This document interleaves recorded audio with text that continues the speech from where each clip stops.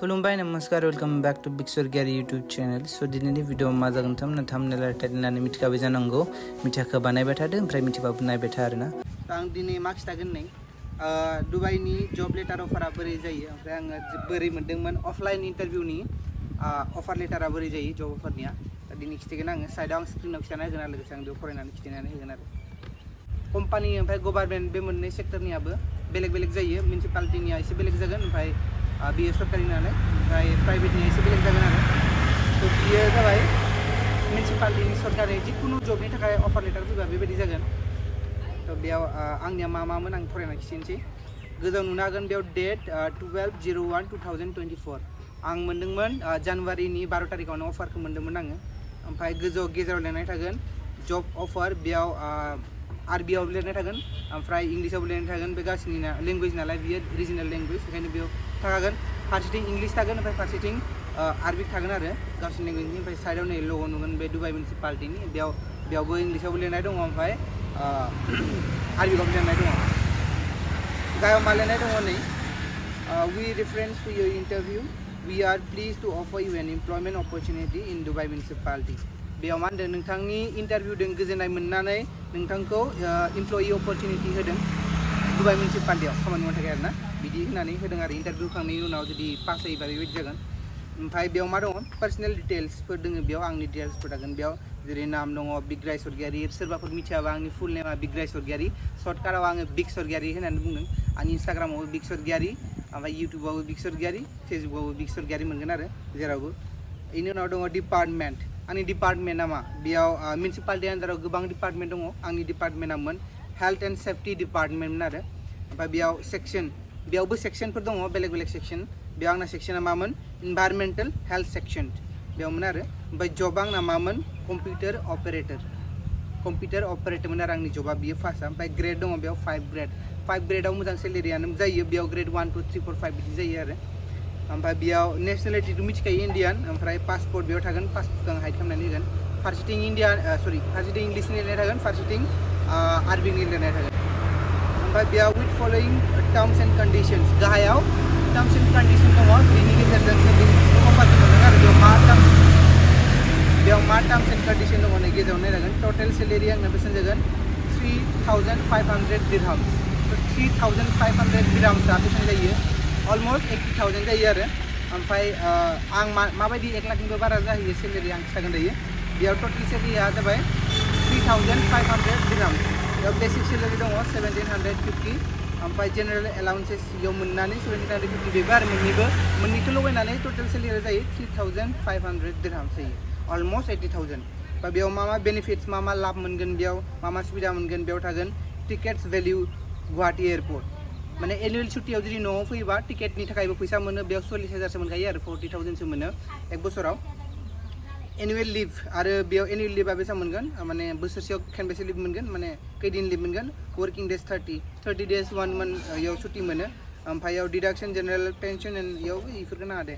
ओमफ्राय गाव मा दङ नै probationary period according to Dubai government human resource law your direct supervisor. बेयाव प्रोफेशनेलि पेरियडबो थायो 6 मान्थ। बेयाव नोंथांमोना खामानि मावनो हायो। 6 मान्थआव जुदि खामानिखौ मोजां मोनाखै होनबा माबा मोनसे जानानै ल'खौ नायनानै माने बे खामानिखौ सोलायनो हायो बा मावा होननानै बुंनो हायो आरो बेयाव थायो। ओमफ्राय बेयाव नै अफिसियेल वर्किं आवार्स, बेयाव खै घन्टा खामानि मावनांगौ जायो, बेयाव 8 घन्टा खामानि मावनांगौ जायो मालाबा फुंनि 7:30निफ्राय 2:30सिम, माने बिराद खम डिउटि बेयाव। भिडिअ नायखौ बेयाव माने 8 घन्टा डिउटि जायो, बिराद मोजां। फुंनि 7:30निफ्राय फुंनि 7:30निफ्राय बेलासिनि 2:30सिमल', ओमफ्राय नों फ्रि आरो। ओमफ्राय अभार डिउटि मावोबाबो फैसा मोनगोन आरो। ओमफ्राय बेयाव सेटारडे सानडे अफ थायो। ओमफ्राय 2:30निफ्रायनो बेलेग दिना जि दिना खामानि थागोन 2:30निफ्रायनो छुट्टि मोनो। बेनिखायनो बेयाव नोंथाङा 2:30निफ्राय 3:30सिमबो मावनो हायो। बेयाव नोंथाङा एक्सट्रा फैसा मोनलायबाय, आरो लोगोसे सेटारडे सानडे बन्द जायो, सेटारडे खामानि मावबा आरो एक्सट्रा फैसा मोनलायबाय। बेबायदिनो मिलायनानै माने अभार डिउटि खालामनानै नोंथाङा 1 लाखनिबो बारा खामायनो हायो आरो बे खामानियाव आरो बेनो। ओमफ्राय बेयाव नोंथाङा अबेबा छुट्टि थांगोनबा बेखौ सिगाङावनो इनफरमेसन खालामनो दङ, बेयाव दङ।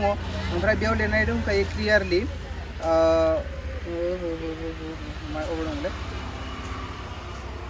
this is only an offer letter and Dubai is not committed to recruit the candidate unless the all administrative conditions and procedures are completed.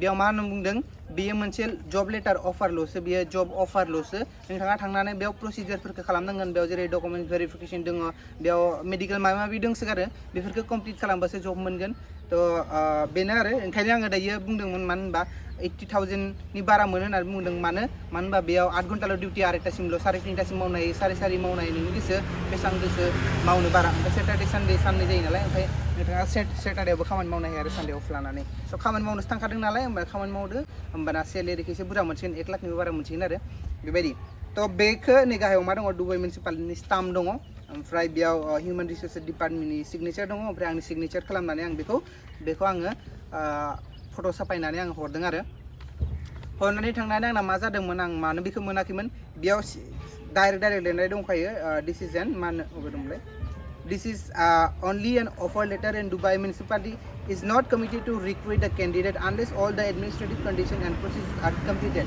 बेयाव क्लियारलि लिरनाय दङ बेयो मोनसे जब लेटार अफारल' नोंथाङा जुदि बेयाव बेखौ कमिटेड खालामनाय जायाखै माने होथारगोन होननानै बुंनाय जायाखै बेयाव रिक्रुट खालामगोन होननानै केन्डिडेटखौ जेब्लासिम नोंथाङा थांनानै अल प्रसिजार्स जिफोर माने प्रसेसफोर दङ खामानि डकुमेन्ट भेरिफिकेसन जा जि खामानि दङ आरो थांनानै कमप्लिट खालामाबा मोननाय नङा होननानै थ' आङो बेखौ लानानै थांबाय आं दुबाइयाव लेंहरनायाव ओमफ्राय थांनानै अफिस थांनाया मा होनना बुंदों बे जाजोब्बाय आरो आं थांनानै गासैखौबो खालामखांनायनि उनाव बेखौ बिथांमोनहा बुंदोंमोन आरो डिसेम्बरावसो जागोन बेयाव क्लियारलि दंखायो आं बेखौ फर्स खालामनो हाया जे आंनो दानो हरथार होननानै ओंखायनो आङो डिसेम्बराव नेनांगौ जादों ओमफ्राय डिसेम्बराव नेनांगौ जानायाव आं मा खालामदों सानबाय ओरैनो मा खालामबाय थागोन ओंखायनो आङो थुनु रबा ओंखायनो आङो इन्टारभिउ होनाय नायबाय ओमफ्राय इन्टारभिउ होनायाव केसिआर जबखौ मोन्दोंमोन ओमफ्राय आं मावबाय थादोंमोन बियो दाबो दं आंनाव अफार लेटारा बे डिसेम्बरावसो जयनिं जागोन आरो बेनो मा खबर थ' नै बेनोमोन इनफरमेसना दिनैनिया नोंथांमोनाबो सिगाङाव अफलाइन इन्टारभिउ जायोमोन अफलाइन इन्टारभिउ जाबा बेबायदि अफार लेटार मोनगोन बिदि मोनाबो जानो हागौ दानिया अफलाइन बारा जाला थ' बेनो आरो दिनैनि भिडिअआ जोंहानि जाथे बे खुन्थाखौ बरननांगोन बेखौ खुन्थाखौ बरननांगोन दे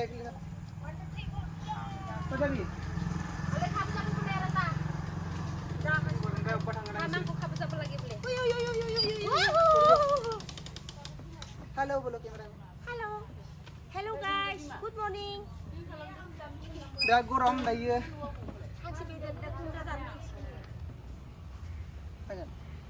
नै जोंहानि न'आव बिबाराव सिखिरि फैदों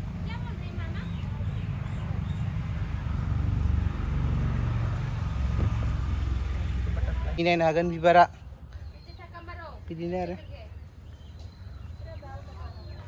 थिं बे खुन्थाखौ बरननानै बैथिं खालामनांगोन गाबोन थांसै गुवाहाटीयाव माने 5th सेमनि एडमिसन दङ ओमफ्राय कम्पिउटार क्लासथ' लागासिनो दङ भिडिअ आं खिथाखाबायमोन दिनै क्लास गैया दिनै जन्माष्टमि गाबोनबो जन्माष्टमि मंगलबारावसो जाहैगोन बेनो आरो थ' गाइस दिनैनि भिडिअखौ एसेयावनो फोजोबसिगोन लोगो मोनसिगोन गुबुन मोनसे भिडिअ अब्लासिम drink please drive head trade bye bye